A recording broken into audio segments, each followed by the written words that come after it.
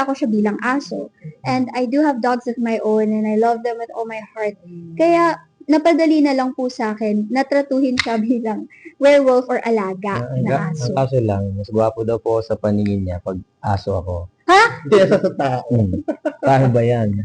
Hindi O how would you rate each other's acting prowess dito sa Werewolf Boy? 1, lowest, 10 being the highest. Ako kay Angela Ten, sa totoo lang. Ngayon ko lang siya nakita ng ganito. Sobrang nagulat ako sa kanya. Ito po yung pinakaunang project namin na talagang acting piece. Yung hindi kami pwede mag-inarte. Talagang kailangan namin ng character work. So, talagang nagulat po kay Angela na nagawa po niya to. Yun. Ako po, 10 din kay Robin. Kasi yung commitment niya po talaga, kung may kita niyo po siya on set, nakatapak talaga siya. And kinakain niya yung nahulog na sa sahig. Wala siyang arte sa katawan. Ganun siya ka-committed sa role niya.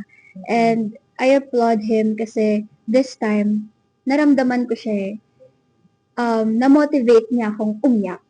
And usually, I get my iyak from my own characterization. But this time, nakatulong siya sa akin and nagulat ako. First time ko siyang nakitang umiyak, humagulgol ng ganun. Kasi So, Drake, hindi ko nagawa yun. sa Drake kasi, pogi ka doon. Hindi po, sa Drake, iyakin naman si Drake.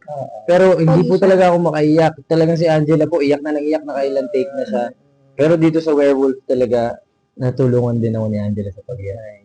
Ito guys, the original version, yung Korean version, marami nagsasabi, it launched the milestone career ng dalawang bida doon. And now for 2026, this is the opening salvo of Viva. This is your first ever team up sa big screen.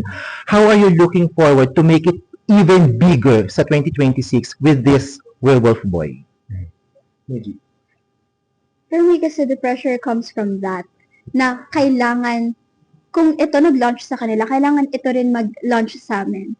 So, I feel very pressured by that. Kaya, I kind of changed my mindset into something like this na parang, you did your best. Now, kung ano mang outcome, you should be proud of what you did. And, of course, we're still hoping for the best, diba? Gusto po namin na sana ito talaga yung mag-launch ng career namin, na after nito, sunod-sunod na po yung projects naming dalawa. Pero, nag-usap po kami na wag tayo mag-e-expect kasi masakit. Palagi. Parang, ayun po, basta po ginawa namin yung best namin. Alam po namin sa sarili namin at satisfied kami sa work na ginawa namin. That's already good enough for us.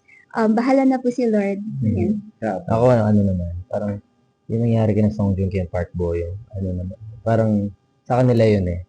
So, yung sa amin iba. Kaya hindi po talaga kami nag-expect. Kaya sabi ni Angela, tapos ako po parang, parang para sa akin, ginawa na po namin yung best namin para sa pelikula. Nandito na lang po kami ngayon para mag-promote.